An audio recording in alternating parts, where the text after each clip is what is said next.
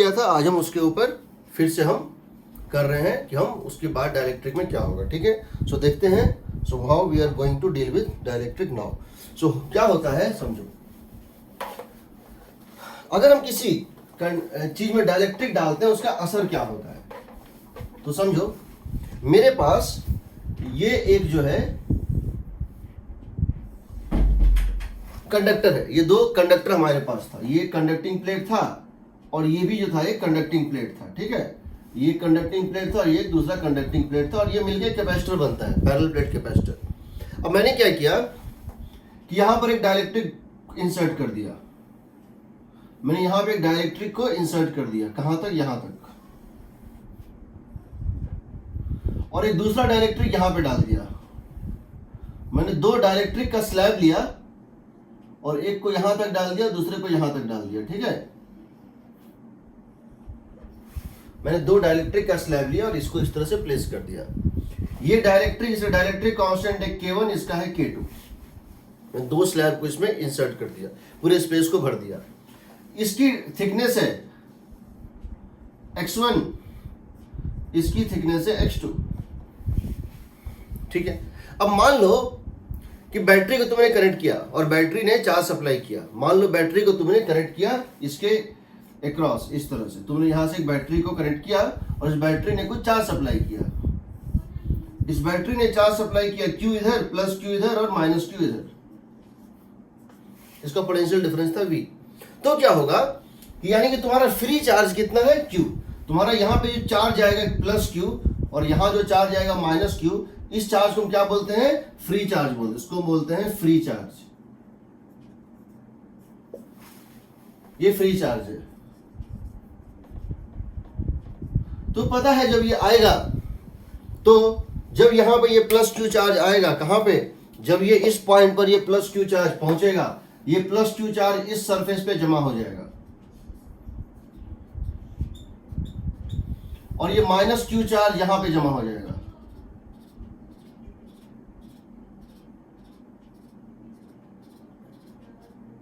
अब इंडक्शन होगा, इंडक्शन की वजह से इसके फेसिंग प्लेट पे यहां पे एक माइनस चार्ज इंड्यूस होगा, यहां पर एक माइनस चार्ज इंड्यूस होगा और यहां पर एक प्लस चार्ज इंड्यूस होगा।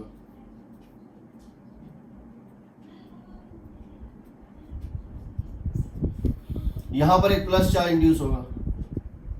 ये स्लैब जो है पोलराइज हो जाएगा, इसके लेफ्ट प्लेट पे माइनस और इसके राइट फेस पे एक प्लस चार्ज इंड्यूस होगा। यहां प्लस होगा तो यहां माइनस होगा। हालांकि ये माइनस और ये प्लस और ये प्लस और ये माइनस अलग अलग मैग्नीट्यूड का होगा, जो भी है। हमको अब निकालना है पोटेंशियल डिफरेंस लिखना। पहले हमको ये बताओ, step number 1, what is E external, means field due to free charge. Free charge की वजह से इन दोनों के बीच में फील्ड कितना होता, ये होता Q by A epsilon naught. यहां प्लस Q, यहां माइनस Q, यहां पे कितना प्लस Q इस कंडक्टिंग प्लेट पे और इस कंडक्टिंग प्लेट पे क्या है, माइनस Q।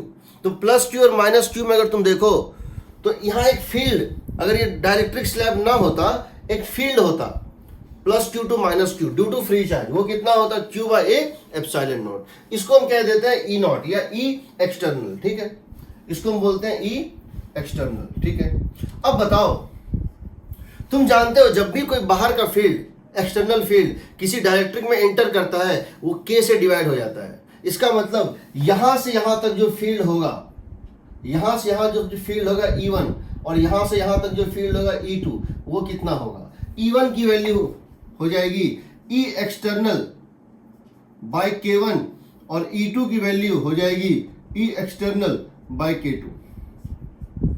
यही एक्सटर्नल फील्ड इस डाइलेक्ट्रिक स्लैब में K1 से डिवाइड हो जाएगा और इस डाइलेक्ट्रिक स्लैब में K2 से डिवाइड हो जाएगा। Third, potential difference between this and this, यहां और यहां बीच में पोटेंशियल डिफरेंस निकालना है। तो क्या करते हैं हम फील्ड के डायरेक्शन में जब चलते हैं, जब इस रास्ते पे चलना शुरू करेंगे तो फील्ड के डायरेक्शन में चल रहे हैं, पोटेंशियल ड्रॉप होता जाएगा।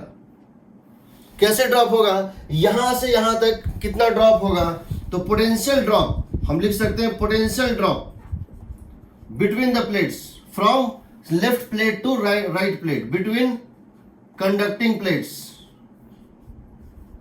कितना होगा बताओ? इसको v दे दो, that is equal to E1 into x1 plus E2 into x2। यहां से यहां तक यूनिफॉर्म रेट से ड्रॉप होगा, फील्ड यहां पे क्या यूनिफॉर्म है, यहां से यहां तक ड्रॉप होगा E1 इंटू x1 और यहां से यहां तक ड्रॉप होगा E2 इंटू x2।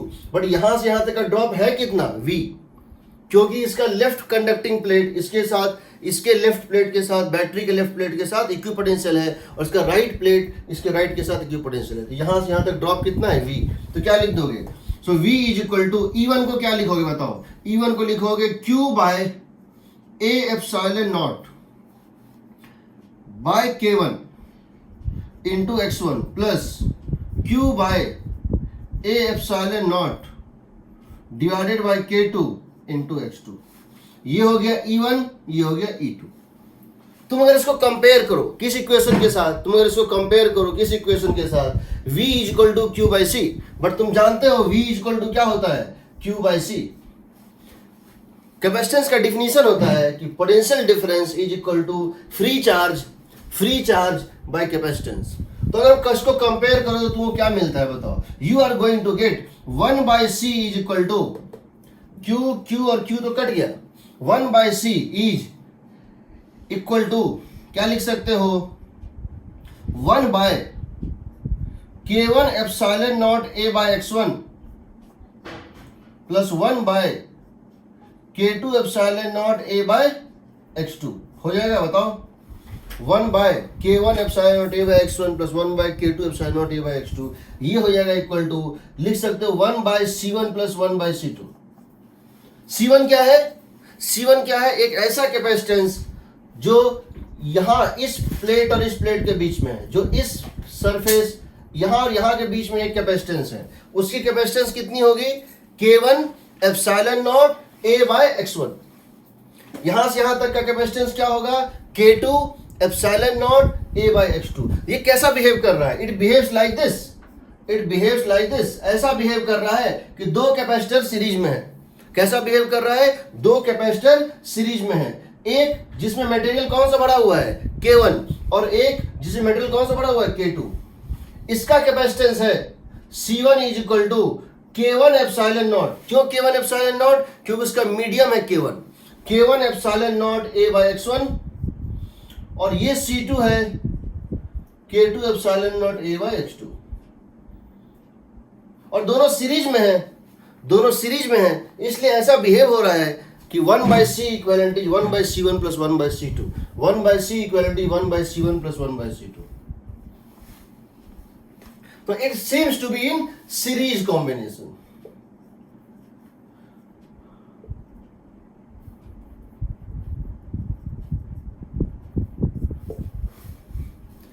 क्यों सीरीज कॉम्बिनेशन? क्योंकि जो चार्ज यहां पर आया है, जो चार्ज यहां पर है, इसके लिए जो फ्री चार्ज है वही इसके लिए फ्री चार्ज है। यहां तक कोई डाउट किसी को? हाँ, क्या चीज? देखो पोटेंशियल ड्रॉप कैसे निकालते हैं? पोटेंशियल ड्रॉप बड़ा सिंपल है। अगर यहां से एक फील्ड है E1 कितने डिस्टेंस के लिए? x1 डिस्टेंस के लिए। यहां पे यूनिफॉर्म फील्ड है E1 कितने डिस्टेंस के लिए? x1 डिस्टेंस के लिए। और फिर यहां के बाद फील्ड कितना हो गया? E2 कितने डिस्टेंस के लिए? x2 डिस्टेंस के लिए। वैसे तो पोटेंशियल का फॉर्मूला जो है होता है ये, क्या होता है? वैसे तो पोटेंशियल ड्रॉप का फॉर्मूला होता है dv is equal to minus E dot dr। जब तुम फील्ड के डायरेक्शन में हम dr डिस्टेंस चलते हैं, ये क्या है? E dr cos theta. जब हम फील्ड के डायरेक्शन में चलते हैं तो पोटेंशियल का ड्रॉप होता है, बिकॉज E dr, सोचो ये अगर फील्ड है और अगर हम इसी डायरेक्शन में dr डिस्टेंस चल रहे हैं तो dr वेक्टर और E वेक्टर में एंगल कितना है? 0 डिग्री। तो minus E into dr cos 0 degree. Field के डायरेक्शन पोटेंशियल का ड्रॉप होता है। अगर मान लो फील्ड वेरिएबल है, फील्ड अगर फंक्शन ऑफ रेडियस है तो हमको उसको इंटीग्रेट करना पड़ता है। बट यहां पर क्या है? फील्ड यूनिफॉर्म है। This field is uniform field. तो यूनिफॉर्म है तो क्या होगा, फील्ड बाहर आ जाएगा, ई तो बाहर निकल जाएगा ना जब इंटीग्रेट करेंगे। सिर्फ क्या होगा, डिस्टेंस। तो यूनिफॉर्म फील्ड में पोटेंशियल ड्रॉप होता है फील्ड इनटू डिस्टेंस, फील्ड के डायरेक्शन में ड्रॉप होता है और फील्ड के अपोजिट गेन होता है, और फील्ड के परपेंडिकुलर इक्विपोटेंशियल होता है, कोई चेंज नहीं होता है। तो यहां पर बिकॉज यहां से यहां तक फील्ड यूनिफॉर्म है, तो सिंपली हमको क्या करना है, E1 इंटू x1, और यहां से यहां तक भी फील्ड क्या है, यूनिफॉर्म है, सो E2 into x2। Because field के डायरेक्शन में जा रहे हैं, ये ड्रॉप हो रहा है, फील्ड को उल्टा है तो राइज होता, उससे हमें मतलब नहीं है, हमें यहाँ फील्ड का हमें यहाँ पोटेंशियल का चेंज लेना था। तो E1 x1 plus E2 x2 हम बताएंगे जब ये वेरिएबल होगा, तो स्फीयर के केस में या कहीं भी, ठीक है। ये कैसा दिख रहा है सीरीज में, तो इसका एक शॉर्टकट निकला, कि हम आप मान सकते हैं ये दो कैपेसिटर बने हुए और दोनों क्या है, आपस में सीरीज में है, ठीक है। अब देखो, तो इसको याद कर लो, यहां से यहां तक क्या मान लेना, एक कैपेसिटेंस कितना, K1 एप्सिलॉन नॉट A, क्योंकि एरिया इसका कितना है A, डिस्टेंस कितना है x1। अब देखो मिटाएं इसको, इसमें बहुत सा चीज बताना है, ये नोट्स में है, पेज नंबर बता रहा हूं, पेज नंबर 90, ये नोट्स का ही मैं बता रहा हूं, पेज नंबर 90 पे। तो यानी कि हमने क्या देखा, हमने अभी तक जो देखा, हम इसको और थोड़ा सा बता रहे हैं, समझो इसमें और क्या क्या चीज है।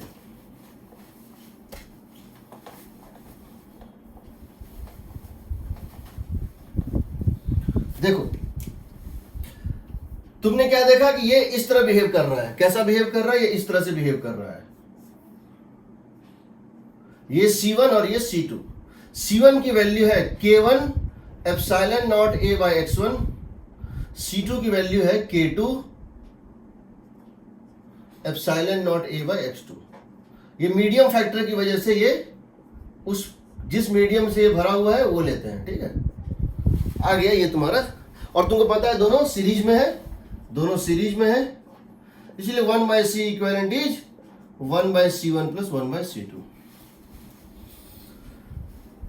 ठीक है। इसका शॉर्टकट हो सकता है 2 स्लैब ना हो, 3 स्लैब ना हो, 10 स्लैब हो, एक लाइन से बहुत सारे स्लैब रखे हुए हो, तो क्या करेंगे, हम लिखेंगे उस केस में, देखो इसको हम जनरलाइज कर रहे हैं, 1/c इक्विवेलेंट इज 1 ये बताओ K1 epsilon naught A by x1 plus 1 K2 epsilon naught A by x2, that is equal to 1 epsilon naught A common, 1 epsilon naught A common, ठीक है। और ये क्या है बताओ, x1 by K1 plus x2 bye K2, यानी तुम्हारा C equivalent आएगा, समझो क्या, C equivalent is epsilon naught A divided by summation of xi by ki।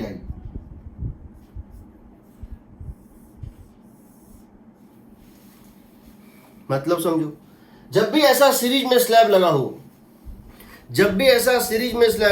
1 slab, 2 slab, 3 slab, 4 slab, 5 slab, 15 slab हो, 20 स्लैब हो, कुछ भी हो, या हो सकता है स्लैब जो है, या हो सकता है इनफाइनाइट स्लैब लगे हुए हो, और स्लैब की जो डायरेक्ट्रिक कांस्टेंट है वो AP में हो, GP में हो, HP में हो, कोई एक्सपेंशन बन रहा हो, e⁻x बन रहा हो, ln 1 प्लस x बन रहा हो, कुछ भी हो सकता है।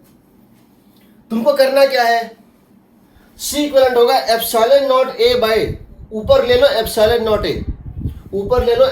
नॉट A, और नीचे क्या करो, जो थिकनेस दिया हुआ है उस थिकनेस को उसके डायरेक्ट्रिक कांस्टेंट से डिवाइड कर दो। जैसे ये थिकनेस कितना है x1, किस मीडियम में, K1 में, लेकिन हमने जब यहां एप्सिलॉन नॉट डाला तो हमने क्या माना, ये किस में बना है, वैक्यूम में बना है, यहां पे हमने K नहीं डाला है, हम यहां डाल रहे हैं, समझो इसका मतलब क्या है, इंप्लाइज हम ये कहना चाहते हैं, अगर किसी मीडियम का थिकनेस है x, उसका डायलेक्ट्रिक कांस्टेंट है K, तो अगर इसको तुम वैक्यूम में कन्वर्ट करना चाहते हो, इस can be converted to, this is equivalent to a thickness of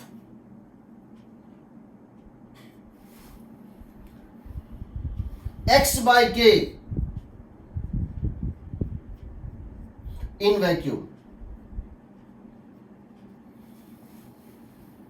समझ रहे हो? मैंने हर एक को वैक्यूम में कन्वर्ट कर दिया है, समझो। x जिसकी थिकनेस x थी, जहां पे अगर ये थिकनेस x है, मीडियम k1 है, x है, x1 है, मीडियम k1 है। अगर ये वैक्यूम होता, अगर हम इसको वैक्यूम बना दे और थिकनेस कितनी कर दें, x बाई के, x1 बाई k1, कोई फर्क नहीं पड़ेगा। A thickness x in a dielectric medium of dielectric constant k is equivalent to a thickness x by k in vacuum medium, one medium, dielectric constant is 1। ये यही बता रहा है। इसका मतलब क्या हुआ, अगर यहां कंडक्टर होता, अगर ये कंडक्टर होता, तो कंडक्टर का k कितना होता है? कंडक्टर का k कितना होता है? कंडक्टर का k होता है इंफिनिटी। कंडक्टर का k होता है इंफिनिटी। जैसे तुम इस थिकनेस x1 को इंफिनिटी से डिवाइड करते, x बाई इंफिनिटी कितना हो जाता? 0। यानी कि ये प्लेट इसको निकाल दो, यानी तुम ये मान सकते हो, तुम इसको निकाल दो और इस प्लेट को यहां ले आओ। क्यों? ये किसी काम का नहीं रहता। क्यों नहीं रहता काम का? ये क्यों नहीं काम का रहता? क्योंकि ये इक्विवेलेंटली इसका थिकनेस कितना हो गया? 0। इसकी थिकनेस 0 कर दो। इसीलिए कंडक्टर का प्लेट डालने से, अगर हम किसी डाइलेक्ट्रिक के भीतर एक कंडक्टर का स्लैब डालते हैं, हम कंडक्टर को निकाल के और उन दोनों प्लेट को उतना नजदीक ले आए, कोई फर्क नहीं पड़ता है। अगर किसी दो प्लेट के बीच में डाइलेक्ट्रिक का स्लैब रखा हुआ है, मतलब एक कंडक्टर का स्लैब रखा हुआ है और उसकी थिकनेस x है, उस x को निकाल लो और जो गैप क्रिएट हो उसको भर दो, दोनों प्लेट को उतना डिस्टेंस नजदीक ले आओ, कोई फर्क नहीं पड़ता है। इस पे हम फिर से आएंगे जब हम और बताएंगे। ये इसका शॉर्टकट है। जब भी सीरीज में रखा होगा स्लैब, C इक्विवेलेंट होता है epsilon naught A by x1 by k1, summation of xi by ki। हर xi को ki से डिवाइड करते जो, x1 by k1, x2 by k2, x3 by k3, including अगर कंडक्टर है तो इंफिनिटी लो, अगर कंडक्टर है तो थिकनेस में कंडक्टर की थिकनेस डिवाइडेड बाय इंफिनिटी, और अगर वैक्यूम है तो कंडक्टर का थिकनेस डिवाइडेड बाय 1। ठीक, अब समझो। हाँ,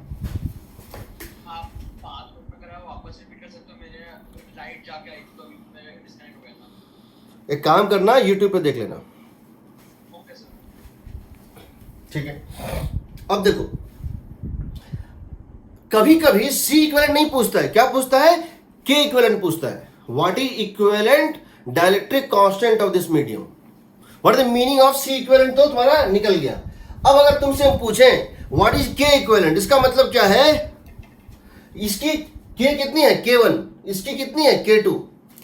अगर ये पूरा का पूरा मीडियम यहां से लेके यहां तक यूनिफॉर्म मटेरियल का बना होता, ये K1 है, ये K2 है, कुछ पार्ट में K1 है, कुछ पार्ट में K2 है। अगर ये पूरा का पूरा मटेरियल यूनिफॉर्म होता, इसकी प्रॉपर्टी आइसोट्रोपिक होती, same size, same area, same gap, same diagram, but ये और ये सेम मेटेरियल का बना होता, कॉमन मटेरियल होता, तो उसकी K कितनी होती कि वही जो है C क्या आता? सेम आता। तो क्या करोगे? इसको लिख दोगे। अगर ये पूरा का पूरा मटेरियल ये और ये कॉमन मटेरियल का बना होता, कौन सा मटेरियल? K equivalent. अगर ये दोनों कॉमन मटेरियल का बना होता K इक्विवेलेंट, तो तुम आंसर में क्या लिखते? K equivalent into epsilon naught A bye summation of xi लिखते। क्यों लिखते? जरा बताओ। अगर ये पूरा मटेरियल कॉमन होता तो इसकी C क्या होती? इसकी C क्या होती? C होती K इक्विवेलेंट, क्योंकि तुमको अब एक ऐसा कैपेसिटर बनाना है जिसकी थिकनेस कितनी है? x1 plus x2। एरिया कितनी है? A। यूनिफॉर्म K कितनी है? K equivalent. तो उस केस में होता K equivalent, K epsilon naught ए भाई डी की के बदले क्या लेते, थिकनेस क्या लेते, x1 प्लस x2। तो इसको अगर तुम देखो तो क्या हो गया, पूरे मटेरियल की, मैं 2 लेयर की बात नहीं कर रहा हूं, 2 से ज्यादा भी हो, यहां तो 2 लेयर है, 3 लेयर हो, 4 लेयर हो, 5 लेयर हो, x1 x2 x3 x4 x5, तो टोटल थिकनेस क्या होती, x1 plus x2 plus x3 plus x4 plus x5। तो टोटल थिकनेस क्या बनती, x1 से लेकर के x5 तक। यूनिफॉर्म मटेरियल है K इक्विवेलेंट, यूनिफॉर्म एरिया है, एरिया सेम है यहां से यहां, एप्सिलॉन नॉट। अब अगर तुम इन दोनों को इक्वेट करोगे तो क्या आएगा बताओ, अगर हम इन दोनों को इक्वेट कर देंगे तो क्या आएगा, इन दोनों को अगर हम इक्वेट करेंगे इसको और इसको, तो आएगा K equivalent is equal to epsilon naught एक कट जाएगा, आएगा K equivalent is equal to, that is going to be equal to summation of xi total thickness by summation of xi by summation of xi by ki होगा।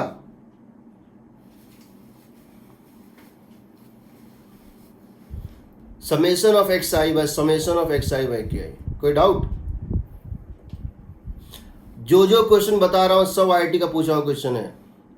आज की class के बाद तुमको IT previous year और इसमें जो questions हैं सब बनाने हैं, क्योंकि जो क्वेश्चन अब मैं पढ़ाऊंगा नेक्स्ट क्लास में वो अभी तक पूछे ही नहीं गए हैं। जितना पूछा गया है वो आज खत्म हो जाएगा पूरा, ठीक है। के इक्विवेलेंट पूछेगा तो क्या करोगे, उसको मोनोलिथिक मेटल मान के निकालना पड़ेगा, ठीक। ये इसका शॉर्टकट है, याद कर सकते कर लो, epsilon naught a vacuum into a, और हर थिकनेस को हमने क्या किया, xi बाय ki, यहाँ पे पूरे डिनोमिनेटर में x1 by k1 plus x2 by k, numerator तो कॉमन है, ठीक है। यहां तक कोई डाउट? अब देखो, अब इसमें और चीजें हैं, because once you are doing a topic you should do it in a way कि उसके सारे इंटरनल डिटेल्स कहां क्या हो रहा है सब तुमको पता होने चाहिए। सो लेट अस, अब देखो, हम अगर यहां पर एक गॉसियन सरफेस बनाएंगे, इसमें चार्ज इनसाइड कितना होगा, नेट चार्ज इनसाइड कितना होगा,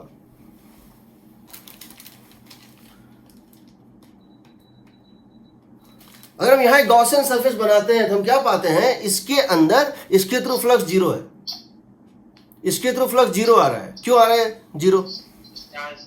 क्योंकि जो फील्ड यहां से लेकर यहां तक, यहां से लेकर यहां तक फील्ड क्या है, यूनिफॉर्म है। कितना है, ई एक्सटर्नल बाय k1, k1 तो फिक्स है ना, k1 तो फिक्स है, ई एक्सटर्नल बाय k, यानी यहां भी फील्ड, जितना फील्ड यहां एंटर कर रहा है ई एक्सटर्नल बाय k1, उतना ही फील्ड यहां से लीव कर रहा है ई एक्सटर्नल बाय k1। इसीलिए यहां पे चार्ज क्या होगा, फ्लक्स क्या होगा, जीरो। यहां जितना नेगेटिव फ्लक्स वही यहां पॉजिटिव फ्लक्स, तो नेट फ्लक्स जीरो है, तो चार्ज इनसाइड क्या होना चाहिए, जीरो होना चाहिए। वो तुम देख चुके हो, यहां माइनस प्लस बनता है ना, तो तुम देखो इसके अंदर चार्ज इंक्लूड जीरो आ रहा है। यहां अगर हम एक गॉसियन सरफेस बनाएं, इसके थ्रू भी नेट फ्लक्स जीरो आ रहा है। क्यों आ रहा है, फील्ड यूनिफॉर्म है, और जब फील्ड यूनिफॉर्म होता है, जब फील्ड यूनिफॉर्म होता है उसकी मैग्नीट्यूड और डायरेक्शन दोनों सेम रहती है, हर जगह, हर पॉइंट पे, हर सरफेस के थ्रू नेट फ्लक्स जीरो आता है, close surface through net flux zero आता है। यहां भी जीरो होगा, बट इसमें जीरो नहीं आएगा। किसमें, इसमें। और एक माउथ इधर बनाओ, एक माउथ इधर बनाओ, इसमें फ्लक्स जीरो नहीं होगा, इसके अंदर नेट चार्ज होगा, क्योंकि जो फील्ड यहां एंटर कर रहा है वो फील्ड यहां से लीव नहीं कर रहा है। यहां जो फील्ड एंटर कर रहा है वो है ई एक्सटर्नल बाय k1, और यहां जो फील्ड बाहर जा रहा है वो ई एक्सटर्नल बाय k2। यहां जो फील्ड एंटर किया इस माउथ में, वो कितना फील्ड एंटर किया, external field divided by k1। इस मीडियम में नेट फील्ड क्या था, ई एक्सटर्नल बाय k1, और यहां जो फील्ड बाहर निकला वो कितना था, ई एक्सटर्नल बाय k2।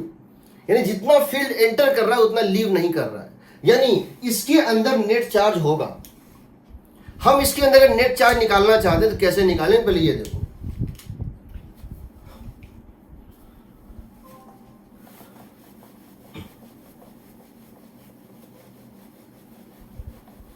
डायग्राम बहुत गंदा हो गया, इसलिए दोबारा एक डायग्राम बनाते हैं।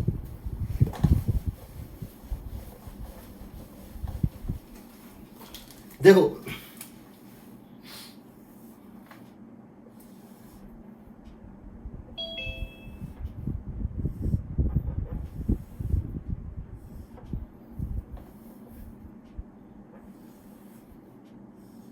थोड़ा गैप करके दिखा रहे हैं, ये एकदम कांटेक्ट में है, सब एकदम कांटेक्ट में है। देखो यहां पर प्लस चार्ज था, कौन सा चार्ज था, प्लस क्यू। यहां प्लस क्यू था, फ्री चार्ज। यहां एक चार्ज इंड्यूस हुआ था यहां पर, और यहां पर चार्ज कितना था, माइनस क्यू। और यहां पर चार्ज कितना था, ये था माइनस क्यू चार्ज। दोनों फ्री चार्जेस थे। यहां पर एक चार्ज इंड्यूस होगा,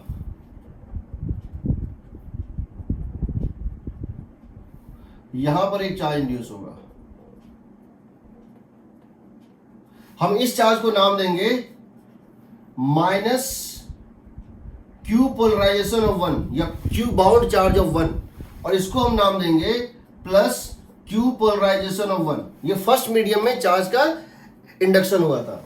यहां पर चार्ज इंड्यूस होगा प्लस क्यू, यहां जो चार्ज इंड्यूस होगा इसको हम नाम देंगे प्लस क्यू पोलराइजेशन ऑफ 2, और यहां जो चार्ज इंड्यूस होगा इसको हम नाम देंगे minus Q polarization of medium 2। अब तुम जानते हो क्यू पोलराइजेशन ऑफ मीडियम 1 होगा, क्यू पोलराइजेशन ऑफ मीडियम 1 होता है Q free into 1 minus 1 by K1, कल ही बताए थे, 1 माइनस 1 बाई K1। और क्यू पोलराइजेशन ऑफ 2 होता है Q into 1 minus 1 by K2। इसका मतलब क्या हुआ, इसका मतलब क्या हुआ कि सोचो, इसका मतलब यह हुआ कि अगर हम इस लेयर की बात करें, किस लेयर की, अगर हम इस सरफेस की बात करें, इन दोनों को मर्ज कर दें, हम इसको और इसको मर्ज कर दें, सुपर इंपोज कर दें, तब कहें बताओ इसके ऊपर चार्ज कितना है या सिग्मा ऑफ इंटरफेस कितना है। इसको बोलते हैं इंटरफेस, बाउंड्री। इन दोनों की जो बाउंड्री है, जो दो मीडियम की बाउंड्री है जो ओवरलैप कर रही है, लेफ्ट और राइट मीडियम की बाउंड्री ओवरलैप कर रही है, इस लाइन पर समझो, यहां पर कितना है, इस जगह पे कितना है चार्ज डेंसिटी। तो ये हो जाएगा बताओ Q1 into Q1 minus Q2। क्यों, Q polarization 1 minus Q polarization 2 by epsilon by area होगा। क्यों होगा, यहां पे Q प्लस है, यहां माइनस है, यहां जितना चार्ज, यहां जो है charge, this minus this the net charge by a. ये हो जाएगा देखो 1 by a times of QP1 minus QP2। जब QP1 और QP2 को माइनस करेंगे तो क्या आएगा बताओ, QP1 माइनस QP2 क्या होगा, QP1 minus QP2 equal to Q into 1 by K2 minus 1 by K1। ये हो जाएगा सिग्मा ऑफ इंटरफेस।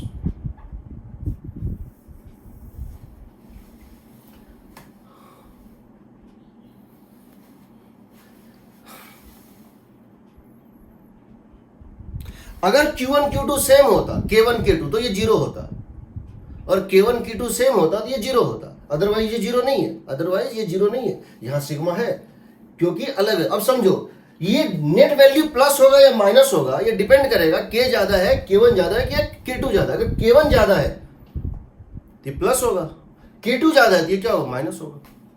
क्यों होगा, सोचो, अगर K1 ज्यादा है तो क्या होना चाहिए, K1 ज्यादा तो ये फील्ड कमजोर होगा। अगर K1 ज्यादा है इसका मतलब E1 is less, E2 is more, क्योंकि यहां जो फील्ड है वो कितना है बताओ, यहां जो फील्ड है वो है E एक्सटर्नल बाय K1, और यहां जो फील्ड है वो कितना है, E एक्सटर्नल बाय K2। जो एक्सटर्नल फील्ड दोनों के एब्सेंस में होता इस फ्री चार्ज की वजह से, Q by A epsilon naught K1 Q2। अब सोचो अगर ये ज्यादा बड़ा है, अगर K1 मान लो बड़ा है, सोचो K1 मान लो बड़ा है और यहां में गॉसियन सरफेस बना रहे हैं, कैसे? ऐसे। अगर K1 बड़ा है तो ये फील्ड छोटा होगा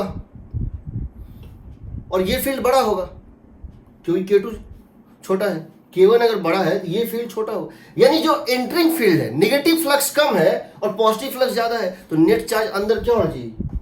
प्लस होना चाहिए। अगर K2 ज्यादा है, इसका मतलब क्या है? पॉजिटिव फ्लक्स, इसकी वजह से पॉजिटिव फ्लक्स है और इसकी वजह से नेगेटिव फ्लक्स है। अगर K2 बड़ा है तो पॉजिटिव फ्लक्स छोटा होगा, निकलने वाला फ्लक्स छोटा होगा और एंटरिंग फ्लक्स, नेगेटिव फ्लक्स बड़ा होगा, तो नेट चार्ज अंदर में क्या आएगा? नेगेटिव आएगा, खुद आ जाएगा। डोंट वरी अबाउट दैट, वो खुद आ जाएगा। ठीक है, अब जरा देखो, अगर तुम ग्राफ प्लॉट करना चाहते हो फील्ड और डिस्टेंस का, अगर तुम ग्राफ प्लॉट करना चाहते हो, कौन सा ग्राफ प्लॉट करना चाहते हो? You want to plot the graph between field and distance. मान लेते हैं ये x इक्वल टू 0 है, ये क्या है? ओरिजिन है। ये x इक्वल टू x1 है और ये x इक्वल टू कितना है? x1 प्लस x2 है। टोटल थिकनेस थी x1 प्लस x2। अगर तुम लेफ्ट टू राइट अगर फील्ड प्लॉट करोगे तो इस तरह बनेगा, देखो, field versus distance, field versus distance. यहां से यहां तक फील्ड यूनिफॉर्म है, कितना है? E external by K1। कितना है? E external by K1।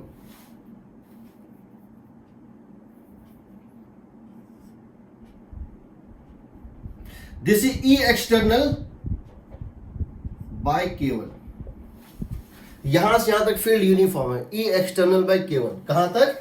Up to distance x1। उसके बाद फील्ड बदल गया, यहां पे फील्ड बदल गया, लेकिन फिर कांस्टेंट हो गया, कितने डिस्टेंस तक? नेक्स्ट x2 डिस्टेंस तक, और उसकी वैल्यू कितनी हो गई? E external by K2। अगर मान के चले K1 बड़ा है, एक्चुअल फील्ड ये था, समझो, एक्चुअल फील्ड ये था, ये क्या था? ये था E एक्सटर्नल, एक्चुअल फील्ड था E एक्सटर्नल। यहां डिवाइड हो गया K1 से और यहां डिवाइड क्या हो गया? K2 से। हम मान के चल रहे हैं late K2 is greater than K1, इसलिए और छोटा हो गया। अगर ये K2, अगर ये कंडक्टर होता तो क्या होता? अगर ये कंडक्टर होता तो क्या होता? E डिवाइडेड बाय इंफिनिटी, 0 होता, ये फील्ड खत्म, ये फील्ड 0 होता। जो भी, ये तुम्हारा फील्ड का डायग्राम हो गया, यहां से यहां तक फील्ड यूनिफॉर्म। यहां अगर तुम पोटेंशियल का डायग्राम ड्रॉ करो, अगर हम पोटेंशियल का डायग्राम ड्रॉ करते हैं, समझो, पोटेंशियल V वर्सेस x का ग्राफ, V वर्सेस x का ग्राफ, तो तुमको याद होना चाहिए, क्या होना चाहिए? माइनस dV बाई dx होता है फील्ड, और वन डायमेंशनल फील्ड है, x डायरेक्शन में फील्ड है। अगर x डायरेक्शन में फील्ड है तो फील्ड होता है minus dV by dx। Negative gradient of potential is called field, electrostatics में पढ़ाए थे। यानी कि V और x के ग्राफ का स्लोप, ये क्या होता है बताओ? ये क्या है बताओ? Field is equal to minus of slope of Vx graph, negative of slope of Vx graph. समझ रहे हो? यानी जब तुम इसमें चलोगे, dx डिस्टेंस यहां और dx डिस्टेंस यहां, जब तुम यहां dx चलोगे और यहां dx चलोगे, फील्ड का पोटेंशियल का ड्रॉप सेम होगा। क्यों होगा सेम? फील्ड यूनिफॉर्म है। यहां जितनी फील्ड है उतनी फील्ड यहां पर है, उतनी फील्ड इसके नेक्स्ट स्टेप में है। इसका मतलब क्या हुआ? अगर तुम यहां से यहां चलोगे तो फील्ड का क्या होगा? पोटेंशियल का क्या होगा? ड्रॉप और यूनिफॉर्म होगा, क्योंकि same field, same distance, same drop. तो यहां से यहां ये यूनिफॉर्म गिरेगा। देखो यहां से यहां पर क्या होगा? ये यूनिफॉर्म गिरेगा इस तरह से। देखो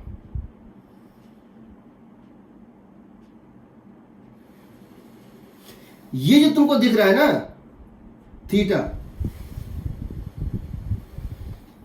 तुम कह सकते हो यहां जो फील्ड है ना, यहां से यहां तक जो फील्ड है वो कितना है, माइनस ऑफ टेन थीटा।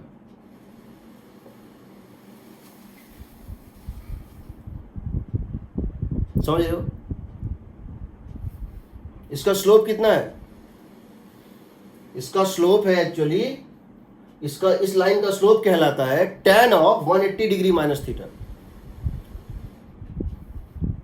ठीक, अब बताओ अगर ये थीटा है, according to this diagram, according to this diagram इसका करस्पॉन्डिंग ग्राफ प्लॉट कर रहे हैं। यहां अगर इस तरह से था तो अगले x2 डिस्टेंस के लिए, अगले x2 डिस्टेंस के लिए स्लोप का मैग्नीट्यूड इंक्रीज करेगा कि डिक्रीज करेगा? अगर यहां से लेकर यहां तक, 0 से लेकर x1 तक, ये था पोटेंशियल का डायग्राम। अगले इंटरवल में ये स्लोप इंक्रीज करना चाहिए थीटा कि डिक्रीज करना चाहिए?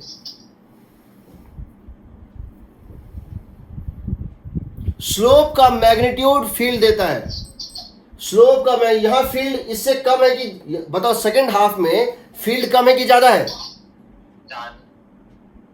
सेकंड हाफ में, राइट हाफ में फील्ड मोर है कि लेस है? कम है। इसका मतलब स्लोप घटेगा, ऐसे हो जाएगा, थीटा कम हो जाएगा, ये हो जाएगा अल्फा।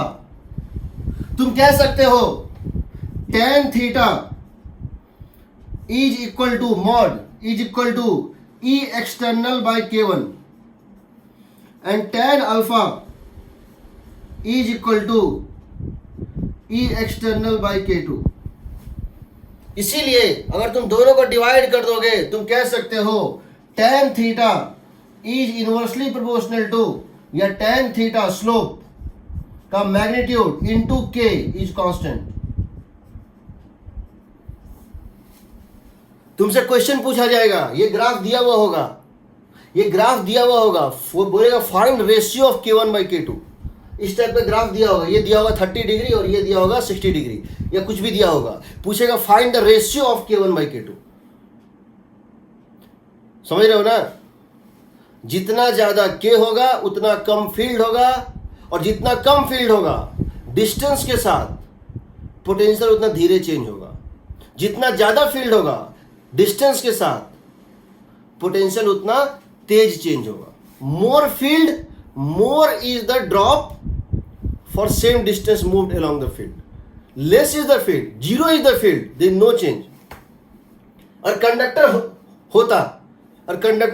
होता यहां क्या डालते? इंफिनिटी। स्लोप क्या हो जाता? जीरो। जीरो मतलब क्या हो गया? ऐसे हो जाता, इक्विपोटेंशियल हो जाता, ऐसे इक्विपोटेंशियल लाइन बनता। सब लेंगे, अभी सब बचा हुआ है, याद रहेगा, याद रहेगा। फील्ड और पोटेंशियल का डिस्टेंस समझ लो। इसीलिए और तुमसे मैं ये पूछूं, अगर इसकी पोटेंशियल V है, इसकी पोटेंशियल 0 है, तो इस इंटरफेस की पोटेंशियल क्या होगी? इस इंटरफेस की पोटेंशियल क्या होगी? तो कैसे निकालोगे बताओ? और इसकी पोटेंशियल V मैंने दे दी, इसकी पोटेंशियल 0 दे दी, तो ये जो कॉमन इंटरफेस है, दोनों का बाउंड्री है, इसकी पोटेंशियल कैसे निकालोगे? How to find potential is common interface? तो क्या करोगे बताओ? तो क्या करोगे?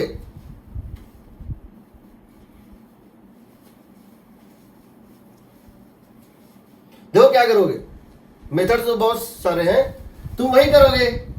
तुमसे अगर मैं पूछूं यहाँ की पोटेंशियल V है, यहाँ की 0 है, तो कॉमन इंटरफेस की पोटेंशियल क्या होगी? तो तुम बोलोगे इस तरह से। सर एक काम करते हैं, इसको पहले तो सीरीज में बना देते हैं। इसकी पोटेंशियल V है, इसकी पोटेंशियल 0 है, इसकी C1 है, इसकी C2, मान लेते हैं इसकी X है,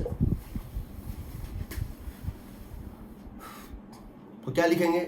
X माइनस, यहां पे चार्ज है, यहां पे चार्ज का सम क्या होगा? 0 होगा ना, तो क्या लिख देंगे? X minus V into C1।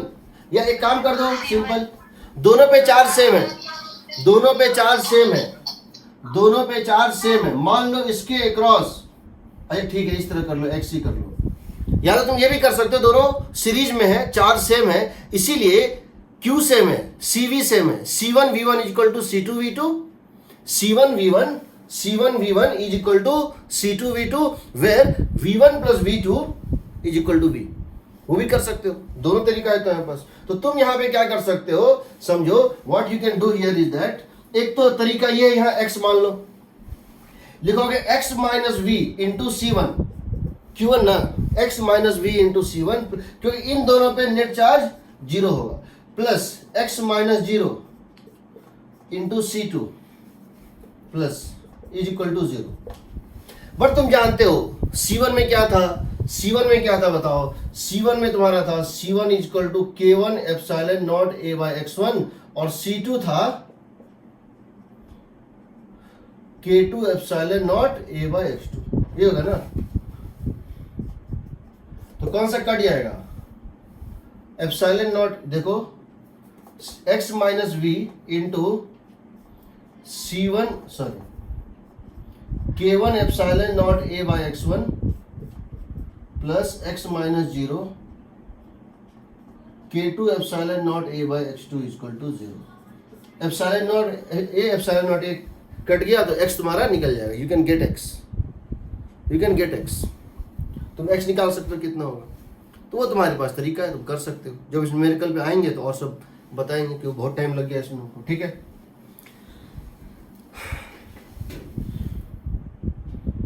कोई डाउट?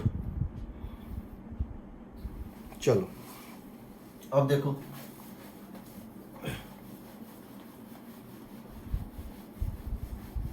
याद रखना ये कॉमन इंटरफेस सेम पोटेंशियल पे नहीं होता है, मिड पॉइंट पे भी नहीं होगा, मिड पॉइंट पे नहीं होगा। क्यों नहीं होगा, यहां फील्ड ज्यादा है, देखो यहां से यहां ड्रॉप तो फिक्स है, कितना है V वोल्ट का ड्रॉप है, यहां से यहां तक ड्रॉप तो फिक्स है, कितना है V, क्योंकि ये V पे ये जीरो पे है, ये बैटरी के पॉजिटिव प्लेट से कनेक्टेड है, ये नेगेटिव प्लेट से कनेक्टेड है, V तो ड्रॉप फिक्स है।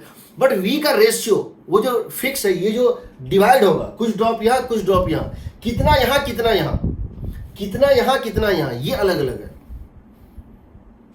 तो किस रेशियो में डिवाइड होगा, किस रेशियो में डिवाइड, E1 D1 यहाँ, E2 D2 यहाँ, यहाँ से यहाँ ड्रॉप कितना होगा, E1 इंटू D1 X1, यहाँ भी यहाँ कितना होगा E2 इंटू X2। तो रेशियो कितना हो जाएगा, E1 X1 bye E2 X2। समझो, जो पोटेंशियल ड्रॉप V1 में होगा और जो V2 में होगा, दोनों का रेशियो कितना होगा, E1 इसके अंदर फील्ड इंटू X1 बाय इसके अंदर फील्ड इंटू X2। बट इसके अंदर जो फील्ड था वो था E एक्सटर्नल बाय K1 और इसमें जो फील्ड था वो था E एक्सटर्नल बाय K2। ये और ये कट गया, तो यहां तुम देखो आएगा V1 by V2 is equal to X1 K2 by X2 K1। Generally questions में X1 X2 सेम दिया हुआ होता है मिड पॉइंट, बट कोई जरूरी नहीं है। अब क्या करोगे, लिखोगे V1 bye V1 plus V2, समझो V1 potential difference across first by V1 plus V2 is equal to K1 X1 by K1 X1 plus K2 X2।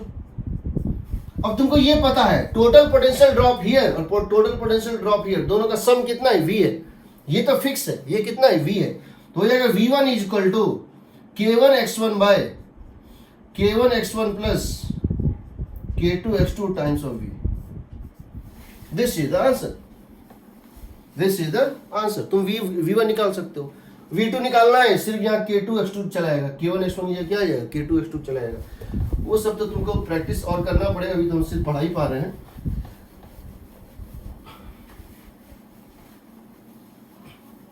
हम कुछ भी निकाल सकते हैं। नाउ कम टू, और पैरेलल होगा तो क्या होगा, और पैरेलल में होगा तो क्या होगा, देखते हैं।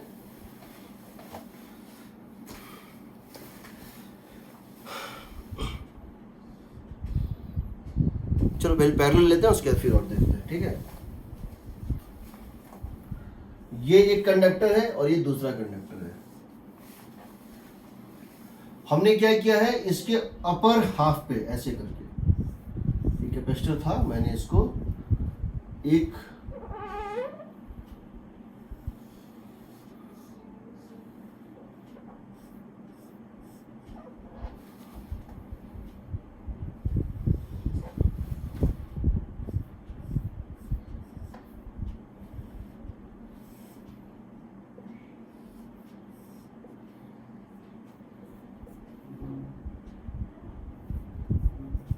दो डायरेक्ट्रिक इस तरह से डाल दिया, ठीक है। दोनों डायरेक्ट्री की थिकनेस कितनी है, डी है या एक्स है, जो भी है, एक्स मान लो या डी मान लो। इसका एरिया है A1, इसका एरिया है A1, इसका एरिया है A2। स्लैब टाइप का था, डाल दिया। इसका एरिया है A1, इसका एरिया है A2।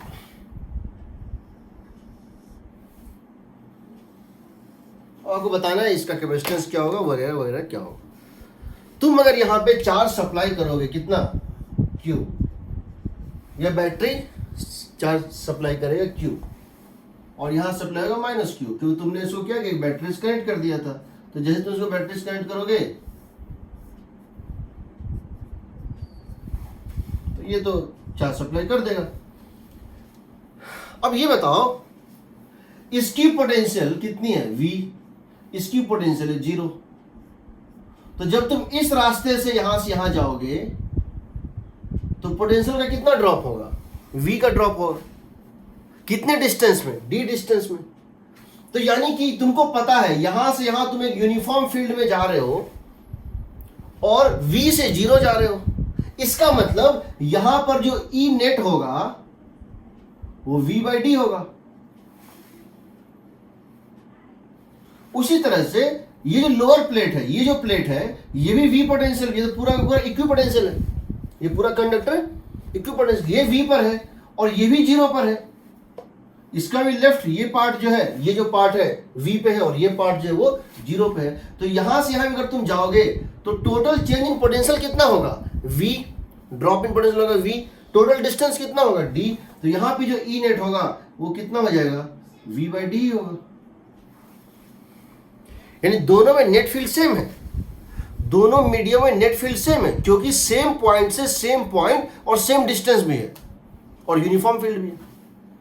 इसका मतलब है अगर नेट फील्ड सेम है, इसका मतलब है कि एक्चुअल फील्ड सेम नहीं रहा होगा, क्योंकि यहां जो फील्ड पहले से फ्री चार्ज ने क्रिएट किया था उसको जब हम K1 से डिवाइड करेंगे और यहां पर जो एक्सटर्नल फील्ड क्रिएट हुआ था उसको जब K2 से डिवाइड करेंगे तब दोनों सेम आएगा।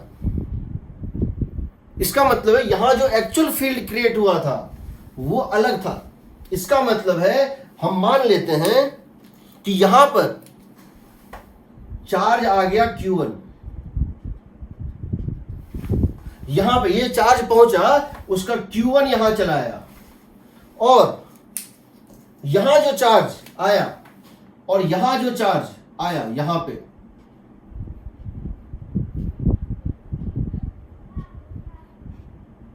Q2 आया। ये चार्ज था ना, सिग्मा दोनों पे सेम नहीं होगा, ओरिजिनल सिग्मा सेम नहीं होगा। अगर ओरिजिनल सिग्मा यहां, अगर सिग्मा अपर और लोअर, अगर अपर और लोअर में फील्ड सेम क्रिएट किया एक्सटर्नल फील्ड ने, तो K से डिवाइड होने पे एक जगह K1 से डिवाइड हो, एक जगह K2 से, तो फील्ड अनइक्वल हो जाएगा।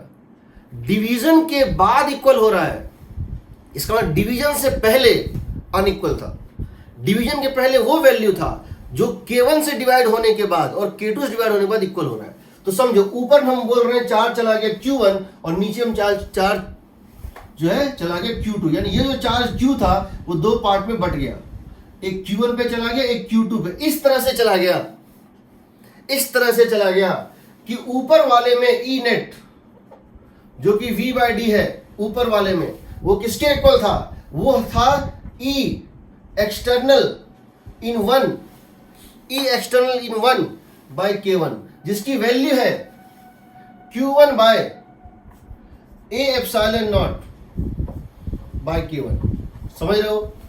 और ऊपर वाले इस पार्ट पे अगर फ्री चार्ज कितना गया था, और इस पार्ट पे फ्री चार्ज कितना गया था Q1, तो यहां पे जो फील्ड क्रिएट होता, यहां जो फील्ड क्रिएट होता एक्सटर्नल फील्ड, यहां जो एक्सटर्नल फील्ड क्रिएट होता वो कितना होता, Q1 by A epsilon not. और इसको जब तुमने डिवाइड किया K1 से, तो ये V/D के इक्वल हो रहा है। सिमिलरली नीचे वाले में जो अगर एक्सटर्नल फील्ड, इसकी वजह से अगर फील्ड क्रिएट होता Q2 की वजह से, तो नीचे वाले में E नेट कितना है, वही है, v बाई डी है, सेम है, बट ये क्या है, E external into divided by K2, ये हो जाएगा Q2 bye A epsilon not Q2, क्योंकि यहां पे इसको देखो, ये प्लेट और ये प्लेट, तो यहां प्लस Q है, प्लस Q2, और यहां पर कितना था, माइनस Q2 फ्री चार्ज। तो यहां जो फील्ड क्रिएट होता डायरेक्ट्रिक को छोड़ के, वो कितना होता, वो क्या होता, वो होता Q2 bye A epsilon not. जब उसको हम K2 से डिवाइड कर दिए तब जो फील्ड मिला वो सेम है, वो इतना है, समझ रहे हो। यहां चार्ज डिवाइड होगा, फील्ड सेम रहेगा। पिछले केस में क्या था, चार्ज सेम था, फील्ड अलग था। अब क्या होगा बताओ। हाँ, E1 अच्छा, हाँ सही, करेक्ट, A1 A2 सही, करेक्ट सही है, A1 A2 ठीक है, A1 हो गया। अब देखो, अब तुम्हारा पोटेंशियल क्या डिफाइन होता है, ये होता है ना कि V पोटेंशियल था, Q equal to CV, how we define Q equal to CV। तो Q हमारा क्या है बताओ, हम इसको क्या लिख सकते हैं Q equal to Q1 plus Q2, जो यहाँ चार्ज Q आया था वही तो Q1 और Q2 में डिवाइड हुआ था, तो Q इक्वल टू Q1 को यहां से लिखो, यहां से लिखो Q1 को लिखोगे, इन दोनों को मिला दो और Q1 निकाल लो। Q1 क्या आएगा बताओ, Q1 आएगा K1 epsilon naught A1, K1 epsilon naught A1 into V by D, plus Q2 क्या होगा बताओ, इन दोनों को मिला दो, Q2 क्या हो जाएगा बताओ, K2 epsilon naught A2, K2 epsilon naught A2 into V by D. But definition क्या है, Q equal to C equivalent into V। Definition क्या है, Q equal to C equivalent into V। तो यहां देखो V और V तो cut गया, तो आएगा कितना, C equivalent is equal to K1 epsilon naught A1 by D plus K2 epsilon naught A2 by D. इसको तुम लिख सकते हो C1 प्लस C2। ये कैसा बिहेव कर रहा है, it behaves like parallel combination, C1 ये और C2 ये, तो यानी ये कैसा बिहेव कर रहा है, इट बिहेव्स लाइक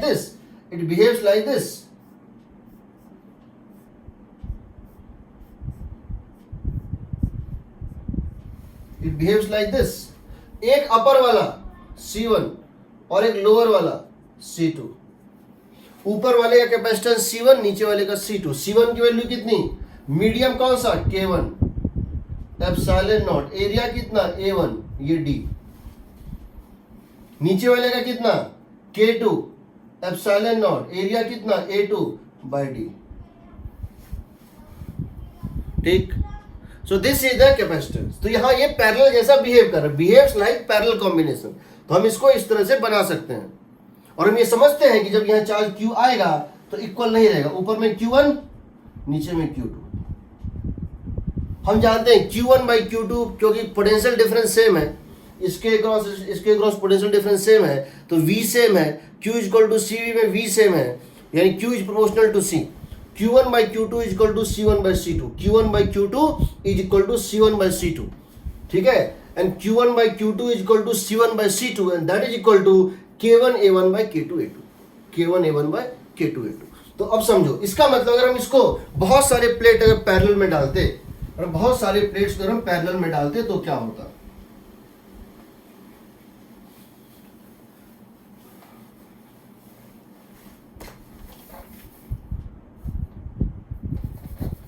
और मान लो इस तरह से है, एक यहां डाल दिया, एक यहां डाल दिया, एक यहां डाल दिया, ये एक स्लैब है, ये दूसरा स्लैब है, ये तीसरा स्लैब है, ये है K1, K2, K3, इसका एरिया है A1, इसका है A2, इसका है A3। तो क्या लिखते हैं, हम कहते हैं ये तीनों पैरेलल में, एक इधर है, दूसरा इधर है, तीसरा इधर है, ठीक है। तो हमारा होता, देखो हमारा होता C equivalent is equal to C1 plus C2 plus C3,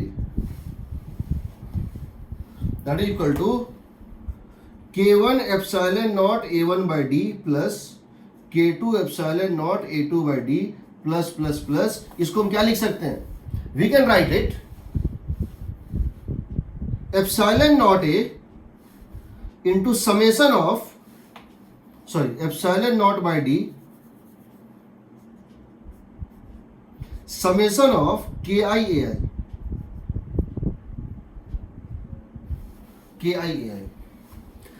epsilon naught by D common K1 A1 plus K2 A2 plus plus plus K3 A3 like that. तो this is K1 summation of KI AI.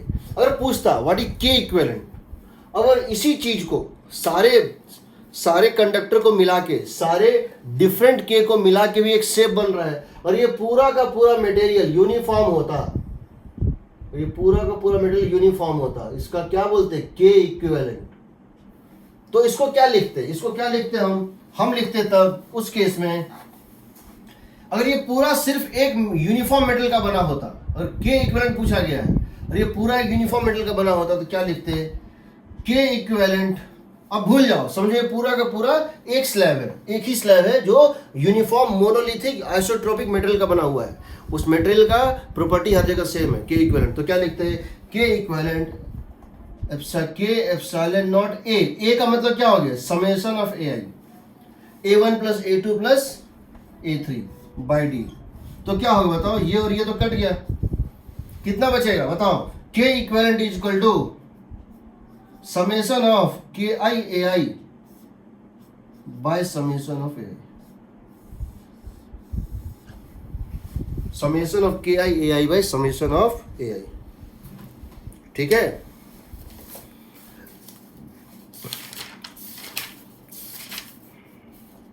कोई doubt अभी तक में?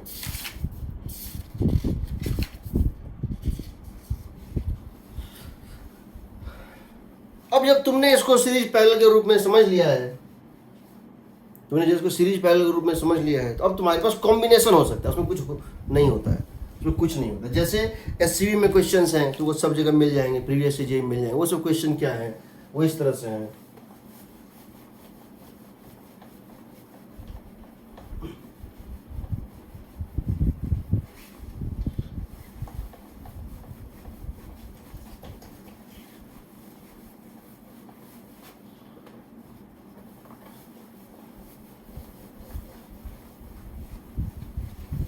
देखो question इस तरह से होगा,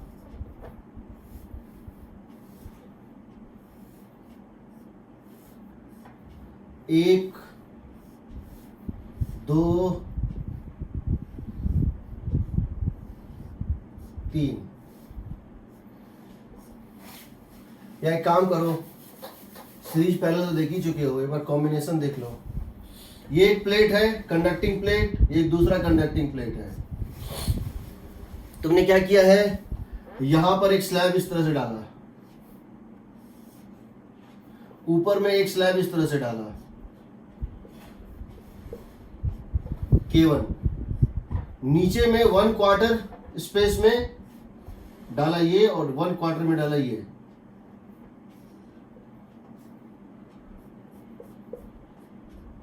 K2 K3. एरिया इस पूरे का था A, डिस्टेंस था इसके बीच का D. ये हाफ में है और ये क्वार्टर में है. इसका निकालना है C इक्विवेलेंट क्या होगा. तो क्या करोगे? इसका निकालना है C इक्विवेलेंट क्या होगा. तो क्या करोगे?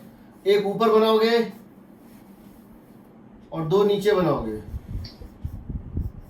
ये और ये सीरीज, ये और ये सीरीज, इसके साथ पैरेलल.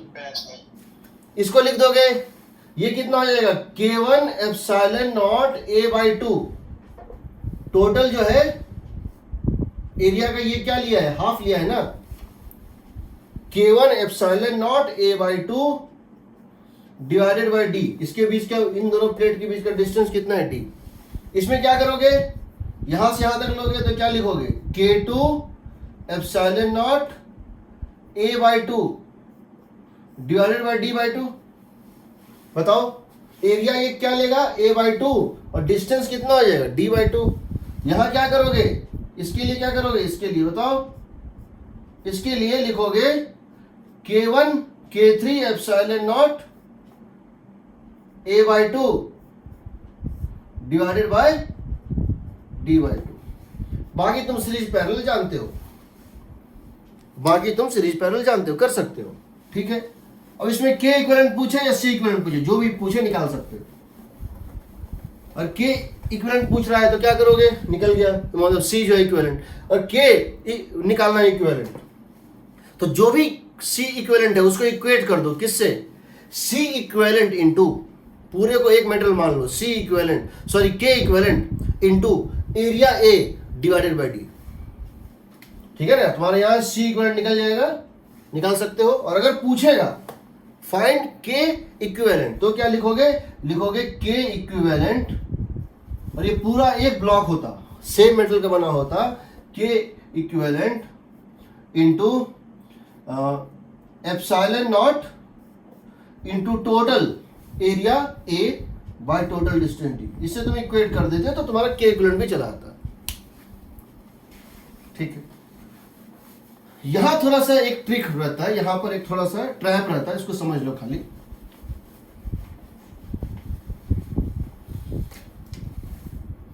अगर कैपेसिटर इस तरह से है,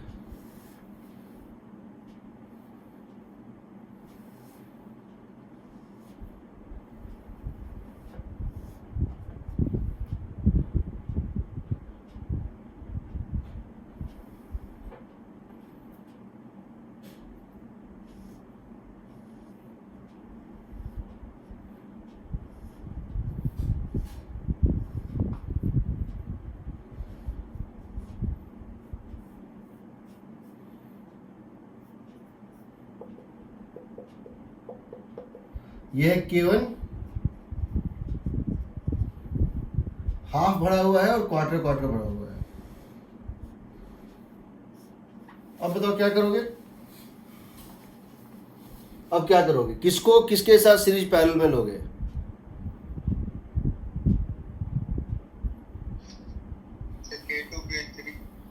K2 K3 पैरेलल और K1 के साथ, ये गलत हो जाएगा, लेकिन ये गलत हो जाएगा, ये गलत हो जाएगा। क्यों गलत होगा बता रहा हूं, देखो। अच्छा, मैं तुमसे इस क्वेश्चन में ये भी पूछ सकता था कि इस पे कितना चार्ज आएगा, ये बैटरी अगर Q चार्ज दिया है, यहाँ पे Q1 कितना होगा, यहाँ Q2 के, वो भी तुम निकाल सकते हो, तो कोई दिक्कत नहीं है। और यहाँ पे चार्ज आ रहा है Q, तो यहाँ पे कितना होगा Q1 और यहाँ कितना होगा Q2, निकाल सकते हो ना, निकाल सकते हो। मैं यहाँ भी चार्ज डेंसिटी पूछ सकता था। चलो यहाँ देखो क्या होगा, यहाँ पर ये दोनों पैरेलल में नहीं होगा। क्यों नहीं होगा पैरेलल में, वो समझ, यही एक ट्रिक होता है, बाकी तो जनरल क्वेश्चन है। यहाँ ये दोनों पैरेलल में नहीं होगा। पैरेलल में होने का मतलब क्या है कि ये प्लेट और ये प्लेट, इसका राइट प्लेट, तो चलो इसका राइट प्लेट और इसका राइट प्लेट तो सेम पोटेंशियल पे है, ये तो इक्विपोटेंशियल है, कंडक्टर है ना। बट यहां और यहां का पोटेंशियल सेम नहीं होगा, यहां और यहां का पोटेंशियल सेम नहीं होगा, इसलिए इसके अक्रॉस और इसके अक्रॉस पोटेंशियल डिफरेंस सेम नहीं आएगा। क्यों नहीं आएगा पोटेंशियल डिफरेंस सेम, क्यों नहीं आएगा पोटेंशियल डिफरेंस सेम, समझो। मान लो ये K है, ये 2K है और ये 3K है। अब समझो इस बात को, इसका मतलब ये हुआ कि यहां पर जो भी फील्ड था, यहां पर जो भी फील्ड होता वो 2K से डिवाइड होगा, और यहां जो भी फील्ड, या एक काम करो, इसको देखो, इसको 4 पार्ट में डिवाइड कर दो। कौन सा, A B C D। A और B, ये जो 1 क्वार्टर ये 1 क्वार्टर है, इसकी कैपेसिटेंस अगर C होगी तो इसकी कैपेसिटेंस होगी 2C, इसकी C होगी तो इसकी कितनी होगी 3C। समझ रहे हो, क्योंकि ये 4 इक्वल क्वार्टर में डिवाइड कर दिया, तो चारों का एरिया A/2 है और डिस्टेंस D/2 है, कॉमन है। फर्क क्या है, K एप्सिलॉन नॉट, यहाँ क्या होगा K times of epsilon not, यहाँ कितना होगा 2K times of epsilon not, यहाँ होगा K एप्सिलॉन नॉट न्यूमरेटर में, और यहाँ क्या होगा 3K एप्सिलॉन नॉट। यानी यहाँ पे C, यहाँ 2C, तो यहाँ C, यहाँ 3C। यानी जो पोटेंशियल ड्रॉप यहाँ से यहाँ तक था, ये V वोल्ट पे और ये 0 वोल्ट पे, ये V वोल्ट पे, ये 0 वोल्ट पे, कंडक्टिंग फेस है ना, तो यहां से यहां तक का पोटेंशियल V1 बाई V2 किस रेशियो में है? V1 बाई V2 जो है किस रेशियो में? ये दोनों सीरीज में है। जो यहां से फील्ड आएगा, जो यहां से फील्ड चलेगा, समझो जो फील्ड यहां से चलेगा, यहां फील्ड होगा K से डिवाइड, यहां फील्ड होगा 2K से डिवाइड। तो बेसिकली क्या है, अगर तुम देखो तो सीरीज में क्या होता है, चार्ज रहता है same, so V inversely proportional to C होता है। तो यहां पर अगर V1 है, इसके अक्रॉस पोटेंशियल डिफरेंस V1 है, इसके अक्रॉस V2 है, इसके अक्रॉस अगर V3 है, और इसके अक्रॉस अगर V4 है, तो V1 बाई V2 होगा 2C by C, V1 by V2 होगा C2 बाई C1। जबकि यहां से यहां जाओगे तो V3 बाई V4 होगा 3C बाई C। मीन्स यहां से जब तुम यहां तक चलोगे, या यहां से जब तुम यहां तक चलोगे, तुम सेम फील्ड में मूव नहीं कर रहे हो। इसीलिए यहां से यहां तक जब तुम जाओगे तो जितना पोटेंशियल राइज होगा, और यहां से यहां तक जब जाओगे तब जो पोटेंशियल राइज होगा वो अलग अलग होगा। इसीलिए ये और ये इक्विपोटेंशियल नहीं होगा। जब तक ये इक्विपोटेंशियल ना हो, हम इन दोनों को पैरेलल में नहीं मान सकते हैं। पैरेलल का मतलब क्या होता है? पोटेंशियल डिफरेंस सेम होना चाहिए। तो यहां पर करना क्या पड़ता है, हमको इसको 4 पार्ट में डिवाइड करना पड़ता है। ये और ये सीरीज, ये और ये सीरीज आपस में पैरेलल। बोलोगे कैसे हो रहा है? बता रहा हूं कैसे हो रहा है। देखो, हम इस क्वेश्चन को एक इलस्ट्रेशन से देखते हैं।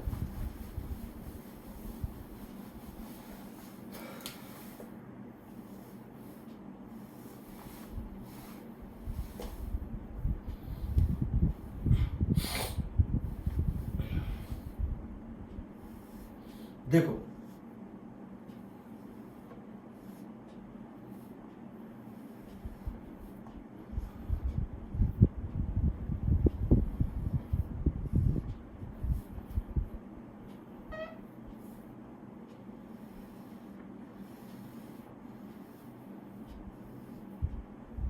मान लेते हैं ये K है, मान लेते हैं ये K है, ये K है, ये 2K है और ये 3K है। ठीक है,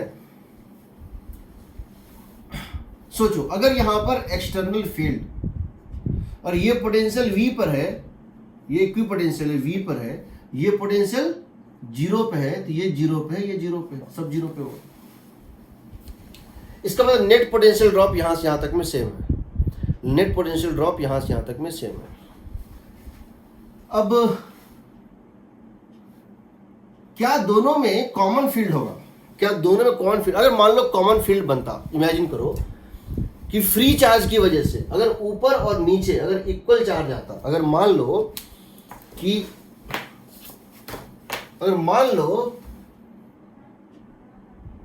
यहां से यहां तक में और यहां से यहां तक में इक्वल चार्ज आता, फ्री चार्ज, यहां भी Q/2, यहां भी Q/2, यहां -Q/2, यहां -Q/2, तो फ्री चार्ज अगर सेम होता तो एक्सटर्नल फील्ड भी सेम होता, एक्सटर्नल फील्ड सेम होता।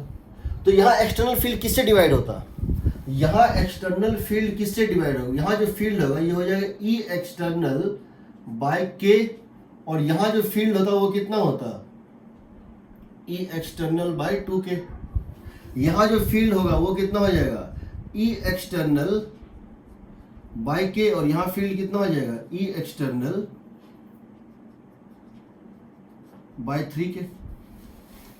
तो क्या दोनों सेम हो सकता है? बताओ। E external into D/2 plus E external by 2K, E external by K, E external by K into D/2 plus E external by 2K into D/2 भी V है, वो भी पोटेंशियल ड्रॉप V है, और E external by K by D/2 plus E external by 3K into D/2 वो भी V है। तो क्या ये पॉसिबल है? नहीं पॉसिबल है। इसका E एक्सटर्नल अलग लग रहा होगा, यहाँ E एक्सटर्नल 1 रहा होगा, ऊपर में Q1 रहा होगा, नीचे में Q2 रहा होगा, ऊपर में बना होगा E एक्सटर्नल 1, यहाँ K से डिवाइड हुआ, ये E एक्सटर्नल 1 2K से डिवाइड हुआ, नीचे में Q2 की वजह से यहाँ बना होगा E external 2 divided by K, और यहाँ बना होगा E external 2 divided by 3K। अब हो सकता है सेम हो जाए। इसीलिए हमको इस क्वेश्चन में करना क्या पड़ता है? हमको ऐसे मानना पड़ता है, क्योंकि ये सेम पोटेंशियल नहीं है। देखो ये 1 क्वार्टर, ये 4 क्वार्टर है, ये 4 क्वार्टर है, यहां पे चार्ज आएगा Q। इसको मान लो C है, एप्सिलॉन नॉट क्या बोल रहे हैं हम, K epsilon not A/2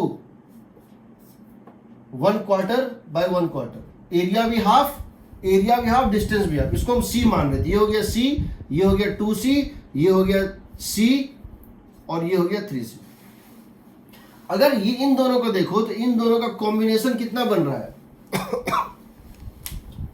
2C/3, इन दोनों का कितना बन रहा है 3C/4। इन दोनों का कॉम्बिनेशन सीरीज में है 2C/3, यहां क्या बनता है 3C/4, तो चार्ज अनइक्वल डिवाइड होगा। यहां और यहां का पोटेंशियल सेम नहीं आएगा, क्योंकि पोटेंशियल सेम कब आता है जब व्हीटस्टोन ब्रिज बनता, this by this equal to this by this, ऐसा है नहीं this by this equal to this by this.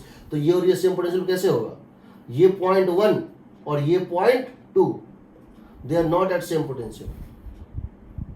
इसीलिए हम इन दोनों को पैरेलल में नहीं ले सकते हैं, यहां ध्यान रखना, ठीक है। तो ऊपर नीचे अलग अलग पोटेंशियल आएगा। इसको तुम लिख सकते हो C 2C, C यहां जो है कॉमन है, C 2 times of this, again C 3 times of this यहाँ पे, और तुम यहाँ पे चार्ज का डिस्ट्रीब्यूशन भी निकाल सकते हो कैसे कैसे क्या होगा, ठीक है।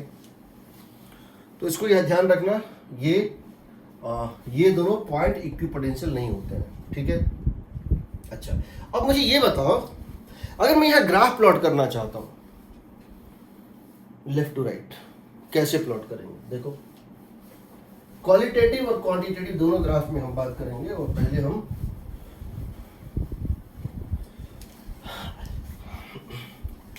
अगर तुम अपर पाथ से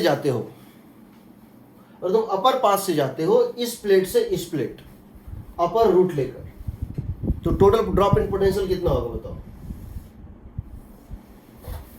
और तुम अपर पार्ट से जाते हो, ये है V, ये है X। स्टार्टिंग में V था, एंड में 0 है। चाहे अपर पाथ से जाओ या लोअर पाथ से जाओ, चाहे अपर पाथ से जाओ या लोअर पाथ से जाओ, तुम V से 0 ही जा रहे हो। एग्रीड ना? Yes sir. लेकिन एक फर्क है, फर्क क्या है भाई? फर्क ये है, मान लो मैं अपर पाथ से जा रहा हूं पहले, और मेरा ग्राफ ऐसा है, ऐसे में जा रहा हूं, यहां से यहां जाऊंगा, फिर यहां से यहां, यहां फील्ड कम होगा ना, क्योंकि 2K है। हाँ सर। तो इसकी, तो ये मान लो ऐसे गया, मैं ऐसे गया यहां तक, फिर गया यहां तक। मैं इसको नाम दे रहा हूं, क्यों ऐसा हो रहा है बताओ। यहां जो स्लोप था मैग्नीट्यूड वाइज, उससे यहां स्लोप कम है। यहां ये ग्राफ एकदम वर्टिकल जैसा है, तो यहां पे स्लोप क्या है, थोड़ा सा ज्यादा होगा, यहां स्लोप थोड़ा कम होगा, क्योंकि मोर के less field, less is the magnitude of the slope. ये हो गया मेरा कौन सा अपर पाथ। ये मैं किसके लिए बना रहा हूं ग्राफ, अपर पाथ के लिए। अब बताओ लोअर पाथ का ग्राफ कैसा होगा। लोअर पाथ में स्टार्टिंग है यही और एंड है यही। अपर पाथ में यहां से यहां तक जो ड्रॉप था और यहां से यहां तक, उसका रेशियो क्या था समझो। अपर पाथ में यहां से यहां तक का ड्रॉप और यहां से यहां तक, मान लो इसके अक्रॉस पोटेंशियल ड्रॉप है V1, इसके अक्रॉस है V2, समझ रहे हो। यहां से यहां तक का ड्रॉप कितना है, यहां से यहां तक का ड्रॉप कितना है V1, और यहां से यहां तक का ड्रॉप कितना है V2। मान लो अपर पाथ में यहां से यहां तक का ड्रॉप था V1 और यहां से यहां तक का ड्रॉप था V2। तो V1 by V2 कैसे निकालोगे, लिखोगे यहां से यहां तक था V1, यहां से यहां तक था V2, तो क्या लिखोगे, चार्ज सेम है ना, सीरीज में है ना, ये और ये सीरीज में, चार्ज सेम है, तो क्या लिख दोगे, V1 by V2 is C2 by C1 ना, यानी 2 होगा ना। V1 by V2 is equal to, because Q is equal to CV, Q same है, C1 V1 is equal to C2 V2, C1 V1 is equal to C2 V2, so V1 by V2 is equal to 2, यानी यहां से यहां जो drop है वो double drop है, यहां से यहां तक का 2/3 ड्रॉप यहां है, 1/3 ड्रॉप यहां है, समझ रहे हो। V से 0 तक जाना है, बट ये कितना है 2/3 टाइम्स ऑफ वी है, ये 2/3 टाइम्स ऑफ वी है, और V2 जो है वो 1/3 ऑफ वी है। अब बताओ लोअर पाथ में, बताओ लोअर पाथ में ये है C, ये है 3C, लोअर पाथ में ये है C, ये है 3C। यानी अगर लोअर पाथ की तुम बात करो, अगर तुम लोअर पाथ की बात करो, और लोअर पाथ इस रास्ते से पहुंचे यहां से यहां तक, तो क्या होगा, लोअर पाथ की बात करें तो आएगा V1, इसको ले लो V3, इसको ले लो V4, V3/V4, V3/V4 is equal to 3C/C। यानी कि जब लोअर पाथ में जाओगे तो V3 होगा 3/4, V3 कितना होगा 3/4, यानी ये ग्राफ बनेगा इस तरह से। देखो 3/4 मतलब क्या हो गया,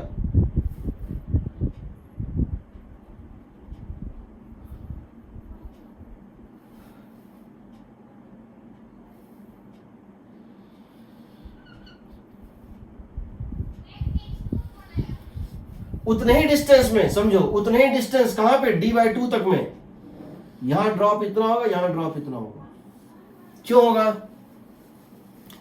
क्योंकि अब जो तुम्हारा है यहां से यहां तक में, पहले यहां पर कितना हो रहा था, पहले यहां पर तुमको हो रहा था 2V/3, और यहां कितना हो रहा था V/3।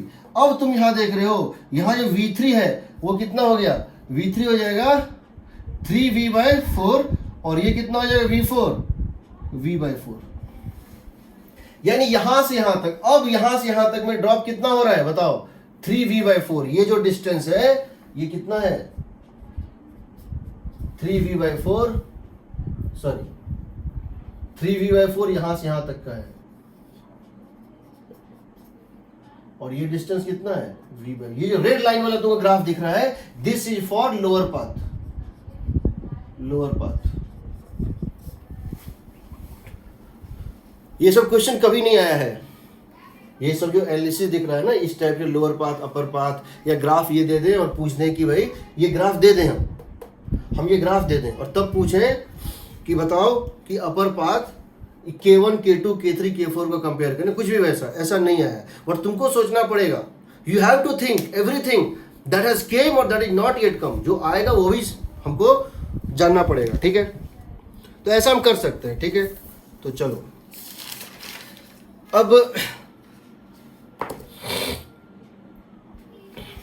ईरोडो बचा हुआ है, बाकी मैं तुम्हें क्वेश्चन बताता हूं तुम्हें क्या करना है। अभी तक मैंने तुम्हें को डायरेक्टली से कोई क्वेश्चन नहीं दिया था, ठीक है ना। तो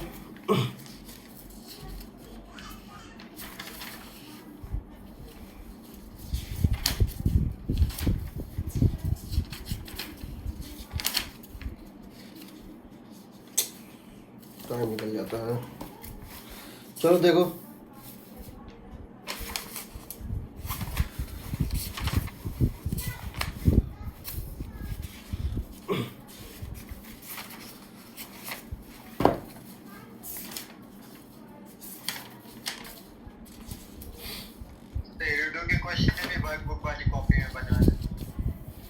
हाउसिंग बनाओ, सेव रहेगा।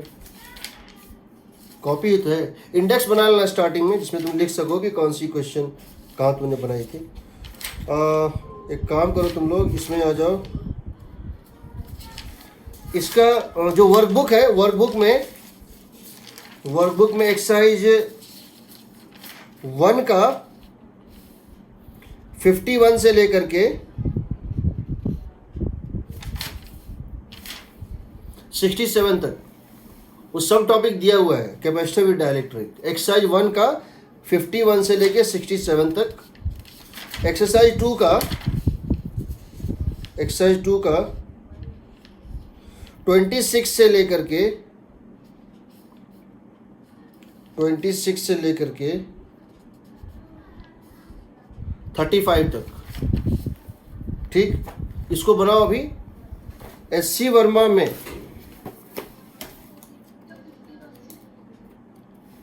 एक्सरसाइज 1 और एक्सरसाइज 2 में वर्कबुक का जो कैपेसिटर चैप्टर है, कैपेसिटेंस चैप्टर 3, एक्सरसाइज 1 और एक्सरसाइज 2 में जो टॉपिक है, टॉपिक का ही नाम है कैपेसिटर विद डाइलेक्ट्रिक, वो कंप्लीट बना जाओ।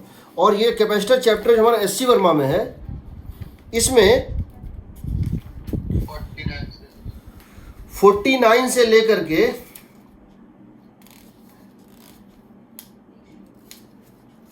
अभी तो नहीं, तो अभी छोड़ दो, कल तक वेट कर लो, पहले अभी वर्कबुक बना लो। वैसे इसमें एक काम करना, क्वेश्चन नंबर 56 बना लेना, क्वेश्चन 56 बना लेना।